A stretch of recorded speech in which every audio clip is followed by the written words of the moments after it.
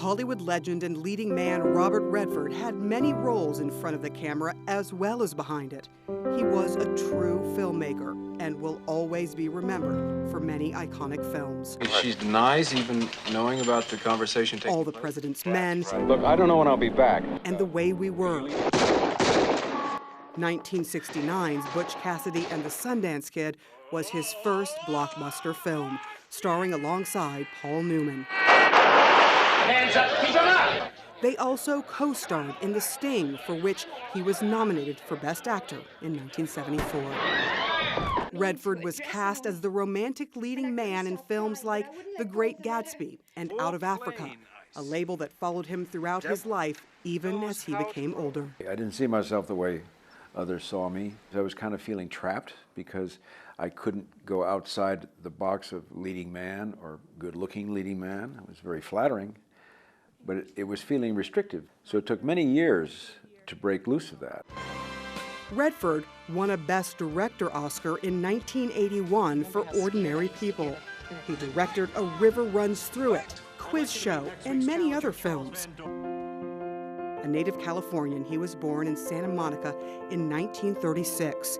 As Los Angeles grew, so did Redford's love for protecting the environment. I grew up respecting nature because what happened to Los Angeles. It was a city as a child during the end of the Second World War that I loved, and it was a beautiful city, and the air was clean.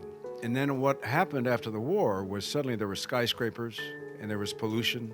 It felt like the city that I loved as a child was taken away from me, so I moved away from that in sadness.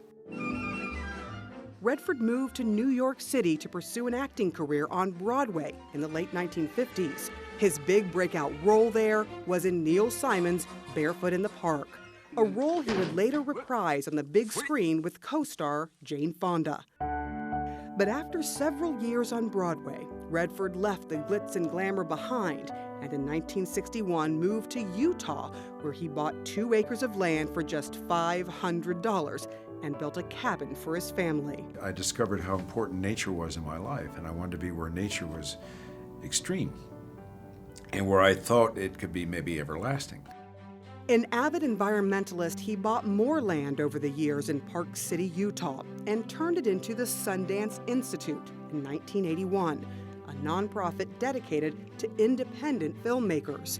And 4 years later, started the Sundance Film Festival to showcase their work. Once the press came, then fashion came. And when fashion came, the paparazzi came. So these are kind of like tiers that formed outside of what we were doing. And that's fine, that's their business, but it's not who we are. And his love for the environment continued. As years went on, I became more and more convinced that nature played a great role in our lives but wasn't being treated fairly. And so I got committed to preserving that.